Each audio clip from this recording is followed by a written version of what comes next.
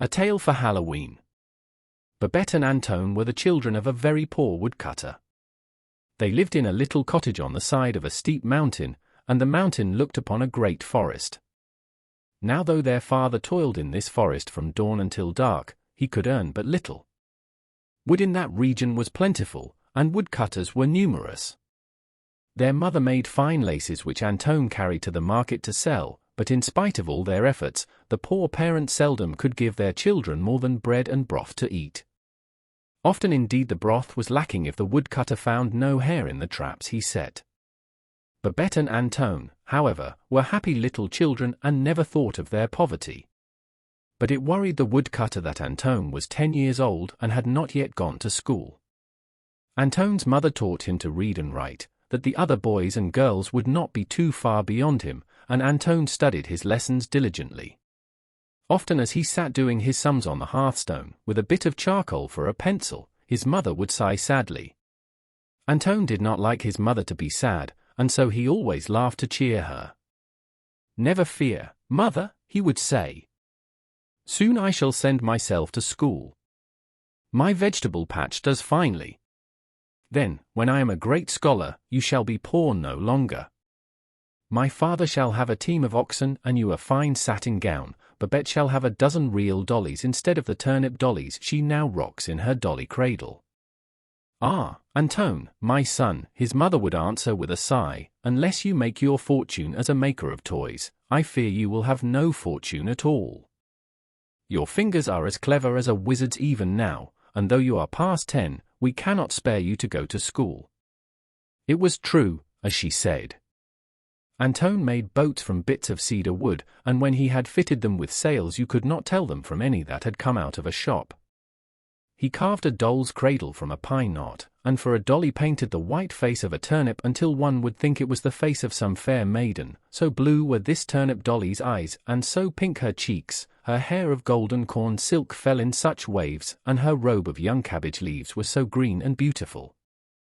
Then as often as this turnip dolly faded and began to shrivel, Antone made another, which Babette declared was always more beautiful than the one before. Babette had never been to the village and therefore knew nothing of real dollies.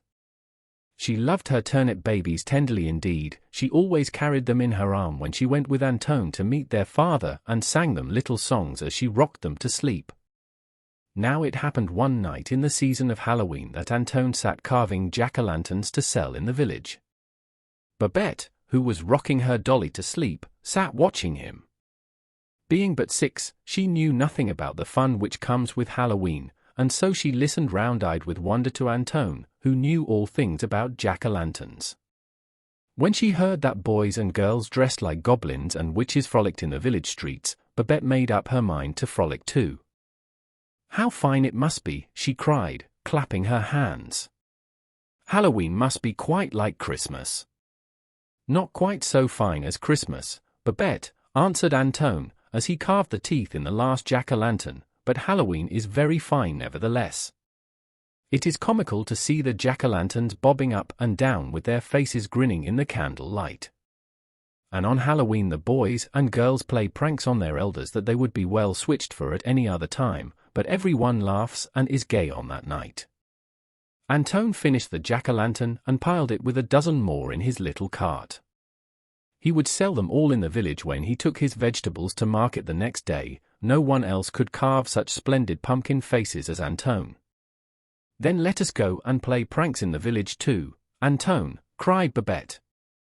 "Mother will make us goblin dresses, and there is still one great pumpkin in your garden for a jack-o'-lantern. Oh, what a frolic we shall have!" "Babette," exclaimed Antone in astonishment. "Wherever did you get such a notion? The frolic in the village is not for us. Mother has no time to make us goblin dresses, and if she did, she has no goods. Besides, how should we find our way home through the forest?" "You know the way through the forest, Antone," insisted Babette, "and if Mother cannot make us goblin dresses, we can go without. It will be dark and our jack-o'-lantern will be as fine as any. Do come," she begged, "I have never been to a Halloween frolic." "Now, Babette, I tell you we cannot go to the village tomorrow night," answered Antone. I could not find my way home through the forest after dark, and we would both be lost. Be a good girl and do not tease any more." Antone spoke sternly, and Babette burst into tears. She was very fond of her own way, and when she could not have it, sometimes she was a very naughty little girl. She sobbed and wept so piteously that Antone found it hard to refuse her. However, he dared not go to the village at night, as he feared to lose his way in the forest.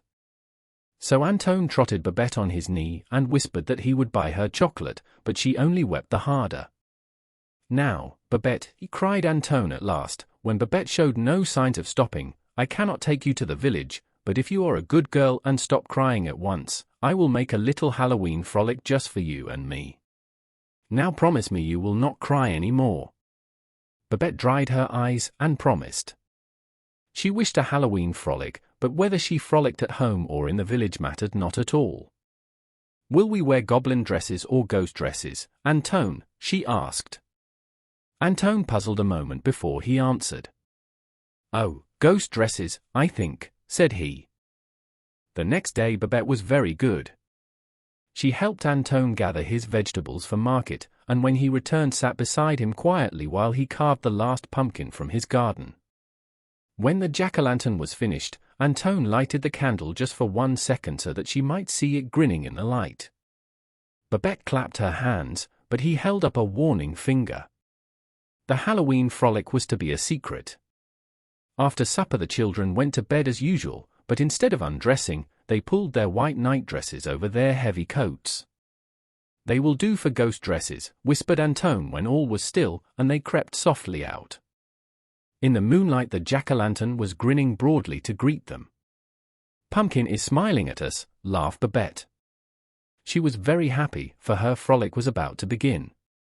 Antone struck a match to light the candle, but there was no candle in the jack-o'-lantern.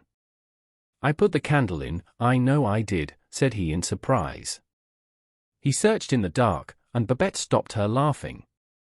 Antone looked about, and there beneath the bench lay the remainder of his precious candle. It was chewed to bits, and the wick was in shreds. "Oh, Babette," cried he. "A wicked rat has stolen our candle, and I paid a whole penny for it too." "Oh, the bad rats," cried Babette, bursting into tears. She stamped her foot and sent the jack-o'-lantern rolling off the bench. It struck the earth with a bump and dented its nose a trifle. "Now, Babette, what a baby you are! See what you have done," cried Antone. He stooped to pick up the pumpkin, but the pumpkin was too quick for him. "Oh, no, you don't," laughed Pumpkin in a thick throaty sort of voice. "Babette smashed my nose a little, but that's no matter on a Halloween night. Goodbye, boys and girls," he called airily and rolled swiftly down the hill. "You come back here, you're my pumpkin," cried Antone and started after the runaway. Babette followed, weeping and crying aloud. "Oh, my Halloween frolic! Oh, my Halloween frolic," she mourned. "Now we have no jack-o'-lantern and no candle either." "But just you wait until he rolls down into the vegetable garden," shouted Antone, as he chased the swiftly rolling pumpkin. "He'll have to stop at the hedge." He took his little sister's hand that she might run faster. Pumpkin rolled along just in front of them, but always just out of their reach. When he reached the hedge, he gave a great leap and landed directly in the vegetable patch. "Come on, you turnips! Come on, you carrots!" called Pumpkin, as he rolled along. At his words the carrots and turnips tore themselves from their beds and followed after him, shouting. "Come on! Come on!" called Pumpkin, and parsnips and beets followed the carrots and turnips. "Look at Antone following us," yelled Pumpkin, and all his vegetable followers turned and laughed in derision. "Ordinary nights you may be master, Antone," cried they, "but not on Halloween. This is our night." "Well, you wait until I catch you and then see how hard you'll laugh," called Antone angrily. To see his vegetable patch laid waste made him furious. "But you'll wait until you catch us before you punish us, won't you, Antone?" they answered mockingly. "Oh, it's Halloween. It's Halloween, sang Pumpkin, turning handsprings as he rolled along, and the rest of the vegetables did cartwheels as they went careering after him. They looked like a dozen market stalls upset on the hillside, and poor Antone nearly wept when he thought of his loss. He followed them with determination. Antone was not a lad to give up easily. "Follow me. Follow me," sang Pumpkin, as he led the way to a tiny door that opened beneath the forest. Turnips and carrots squeezed through, and Antone, fearing to be left behind, caught up Babette and ran faster. Just as he reached the little door, a rough potato tried to slam it in his face. But Antone was too quick for him. He ran through and climbed down the hole into the underground forest. There he continued the chase, but the ground here was springy and elastic, and with each step Antone began to gain on the vegetables. Babette's fatigue left her, and she shook herself free of Antone's hand. "We'll catch up to them," declared Antone as they ran along. Even as he spoke, Potato stubbed his toe, and Babette caught him. She held him firmly, although he squirmed and tried his best to get free. "Help! Help!" bawled Potato when he saw he was a prisoner. "Oh, Pumpkin, wait for me," he cried. The tears streamed from every one of his eyes, and he looked truly sad. At his cries, Pumpkin turned around, and all the vegetables followed their leader. "Come now, Antone," began Pumpkin in a persuasive voice. "You might let us have one night off, you know. Halloween is our night." Somewhere on his run, Pumpkin had picked up 2 twigs, and on these he now balanced himself rather unsteadily and thrust his leaves in the place where his pockets would have been if he had had pockets. He looked so very jolly and his grin was so very broad that Antone was inclined to give up the prisoner, but just then he thought of the ruined vegetable garden and grew angry again. "It is all very well for you to be polite, Pumpkin, and try to beg off your friend," said Antone, "but this is the very fellow that tried to slam the door in my face not 2 seconds ago." "Oh, Antone," cried Potato, "that's wrong. It was 3 seconds ago, as true as I live. I looked at my watch just as I was trying to pinch your nose in the underground door, and it's quite 3 seconds ago, maybe it's 4. "Oh, hush up," cried Pumpkin. "That's no way to talk when you are trying to beg off. Let him off for my sake, Antone," he continued in a most winning voice. "You'd get everlastingly tired of being in bed yourself, you know you would. See if you wouldn't take the first chance to kick up your heels if you could get it." "But, Pumpkin," replied Antone, "think of my vegetable garden, it is ruined. I was saving all my vegetable money to go to school, and now I cannot go forever and ever so long. Besides, how could I know you got tired of being in a bed? You never spoke to me before." "Well, I speak to you now," replied Pumpkin, "and as for your vegetable patch, we'll all make that up to you, won't we, boys?" "We will. We will," called the vegetables in chorus, and the potato in Babette's little fist yelled the loudest of all. "There, now, you see we mean no harm," declared Pumpkin, "so let Potato go. Then you can both join us in our Halloween frolic." At the magic words Halloween frolic, Babette put Potato down at once. She was bound to have her fun, and, after all, the vegetables seemed to be a jolly lot. So peace was made, and the children followed the bobbing turnips and onions. Then shouts were heard, and Pumpkin ordered a halt. Presently they were joined by a dozen or more cabbages. "You're nice ones," panted the cabbages. "There we sat in the storeroom waiting for you to call us, and the first thing we knew we saw you pelting off down the hill like mad things."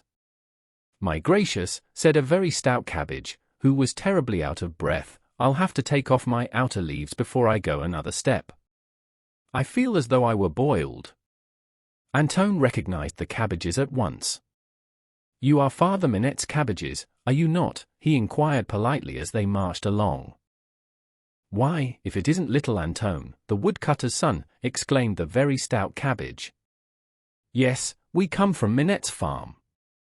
Mother Minette saved us for pickle, but we fooled her and slipped out of the storeroom when she was not looking. Oh, we cabbages are not so green as we look." The cabbages all laughed, and Antone was surprised to find that he laughed too. As they went marching on, Pumpkin sang and danced in the lead, and onions and carrots echoed his hearty songs. Presently great black cats with shining yellow eyes stepped from behind the trees, and each cat was soon joined by its mistress, who was no other than a real witch in tall peaked hat and carrying a broomstick. The cabbages, who were a friendly lot, introduced Antone and Babette to these witches, and the witches seemed pleased to meet the children. "They do not seem to be wicked witches, do they, Antone?" whispered Babette. "Oh, my dear," replied a witch who overheard, "we are not a bit wicked on Halloween, you know. Any other night, I would probably do you a mischief. It is my nature, you know." She reached in her bag and handed Babette a peppermint. Babette, who was very fond of peppermint, ate it up with all haste. "You shouldn't do that, my dear," reproved the witch. "It is seldom witches give peppermints, and when they do the peppermint should be treasured. Here is another to keep for your pocket, and then you will never be without a peppermint when you want one." And she handed Babette another. Babette curtsied so prettily that the witch was charmed and took her to ride on her broomstick. It was the gayest company one ever could imagine, as they marched along. Every vegetable was singing a different Halloween song in a different key, and they all had voices that sang out of tune by nature. Babette, her little white nightdress flying in the breeze, was riding on the witch's broomstick and singing loudly as the rest. When they reached the dancing floor, it was lighted with millions and millions of glowworms, and an orchestra of 10,000 frogs hummed lively tunes in their throats. Pumpkin seized a handful of glowworms and put them in his head. Then with his features all aglow he cried out, "Ready for the dance!" Instead of taking partners, the vegetables just plunged onto the floor and began to jump about like mad. If they fell down, they did not jump up at once, but rolled around the floor most good-naturedly. They looked so like vegetables boiling about in a great soup kettle that Antone thought he should die of laughing. The witches took their brooms and began a sort of ladies' change figure while they chased their cats around the edge of the circle. Babette danced hardest of all. She knew no more of dancing than any carrot or parsnip, but she capered wildly, singing at the top of her voice. "Come and dance too, Antone," called Babette, as she went jumping past her brother, but he shook his head and laughed. "I am too big for such nonsense," said he. "I am 10, you know." "What nonsense!" cried a witch who was chasing her cat close by. 10 is exactly the right age to have fun." She raised her broom playfully, and before he knew it, she swept Antone into the middle of the dance. Pumpkin, his grinning features all aglow, went flying past and made Antone feel proud. Pumpkin was certainly the handsomest vegetable of the lot. As the night grew later, the frogs hummed faster, but hum as fast as they would, they could not keep up with the frisky vegetables. Beets and cauliflowers continued to bob up and down like mad, cabbages from Minette's farm lost leaf after leaf, carrots and onions grew battered from much tumbling about, and the merry din of song and laughter grew louder and louder. "Let's play blind man's buff," called Antone. "I'll be it and show you how to play." He tied the handkerchief over his eyes, and the witches and their black cats went darting hither and thither. The vegetables were so pleased with this new game that they would play nothing else. They might have been playing it yet had not a cock crowed suddenly. "Good gracious me," cried a witch. "The glowworms are all gone out. It's nearly morning. All who are going back to the vegetable patch had best be on their way." "Not I," cried Pumpkin. "I've done with vegetable patches forevermore." "Not we," exclaimed the cabbages. "We're going to turn savage and be wild cabbages for the rest of our days. We shan't go back to Mother Minette's pickle jars." Straightway every vegetable began to raise its voice and declare it would not go back to Antone's patch. "Oh, hush, all of you," cried the witch. "Stay in the woods for the rest of your life if you like. It is nothing to me, but what of Antone and Babette? Who is to take them home?" "Well," replied Pumpkin with a low bow, "we thought that you might be good enough to give them a ride home on your broomstick." "But Pumpkin," cried Antone in dismay, you promised to make it up to me if I let Potato go, and I think you should all return with me. I shall not have any vegetables if you all remain in the woods." "Never worry about that, Antone," replied Pumpkin with a lordly air. "Here is a purse for each of you, and if you take good care never to lose them, you will have plenty of gold forever." "Isn't that true, boys?" "True as we're not going back to the farm," cried the cabbages. "You had best hurry and plant yourself before it grows daylight, Pumpkin," they warned, and began to dig holes in the earth. Before Antone and Babette had mounted the witch's broomstick, all the carrots and turnips and even Pumpkin were all tucked up in their sandy beds. They called a faint goodbye as the children sailed off with the witch. "Oh, what a beautiful Halloween frolic," sighed Babette as she leaned her head on Antone's shoulder and fell fast asleep. The broomstick flew with the swiftness of an eagle, and the witch warned Antone to hold Babette with a firm grasp. One by one the stars went out as they sped across the sky. The black cat steered and seemed to know the exact way to the woodcutter's cottage, for just as the dawn was breaking the broomstick glided down to Babette's window. The witch shook hands with Antone, and the black cat politely jumped off to help Antone with his little sister. Before the good creature could mount again, the broomstick was off like whirlwind, and it was left behind. "This broomstick is so wild I cannot stop it," called the witch from the clouds. "Keep good care of my cat until next Halloween." Antone put Babette in her little crib and made the black cat a comfortable bed in the kitchen. Then he lay down to sleep and dreamed of the Halloween frolic until he was wakened by his mother. "Come, Antone," she cried. "I have good news for you. Only look from the window and see the great black cat without a single white hair that sits washing his face in the sun. Such a cat coming to us on Halloween will surely bring us good luck. But come, my child, get up, for the sun is high, and it is time for you to dig your vegetables for market." "My vegetables have gone wild in the forest," muttered Antone, "but it is no matter, for here is a bag of gold which they gave me. The cat is the black cat of the witch who brought us home on her broomstick, so let me sleep, mother, for I am weary with dancing at the Halloween frolic."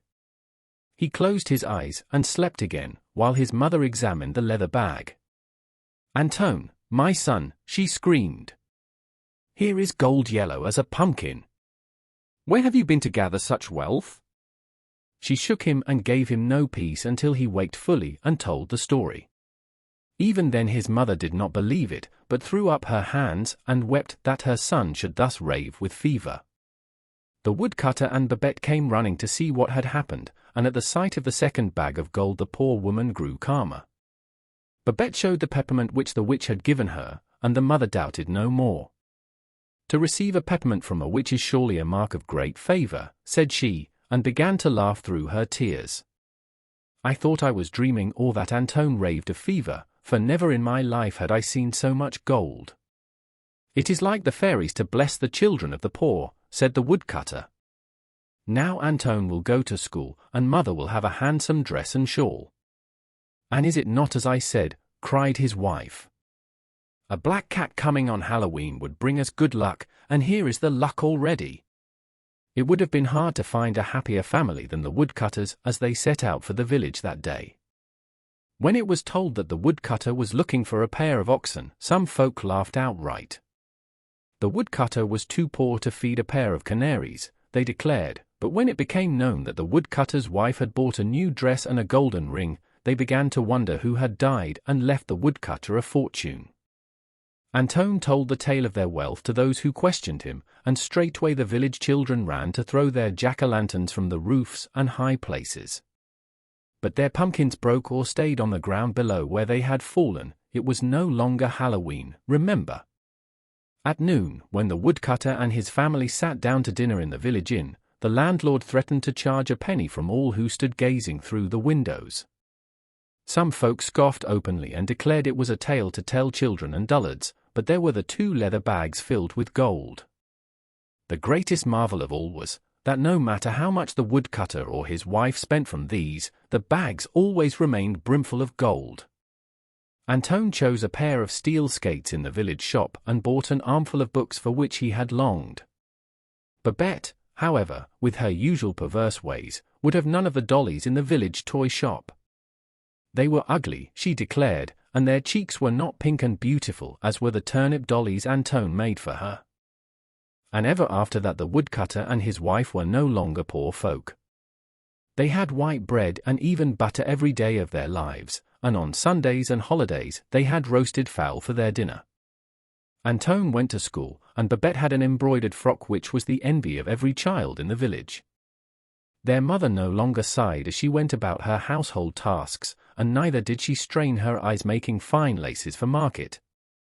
Instead, she rode proudly on the seat of her husband's ox cart when he delivered wood in the village. Sometimes she even drank tea with the mayor's wife. Visitors from far and near went to see the famous spot where Antone's vegetables all ran away one Halloween night, and to this day there lives not a man who can make grow on that land cabbages or turnips or any other vegetable, although in a spot in the forest, not far off, cabbages and pumpkins and all such vegetables grow wild. Each year, as regularly as Halloween came to mark the harvest time, Antone and Babette mounted the broomstick with the witch and rode off to the Halloween frolic. There they always found Pumpkin grown rounder and jollier than the year before, and they always rode home across the sky just as the dawn was breaking. The black cat became so fond of Babette that it never again rejoined its rightful mistress, but remained with the woodcutter and his family and brought them good luck for the rest of their days.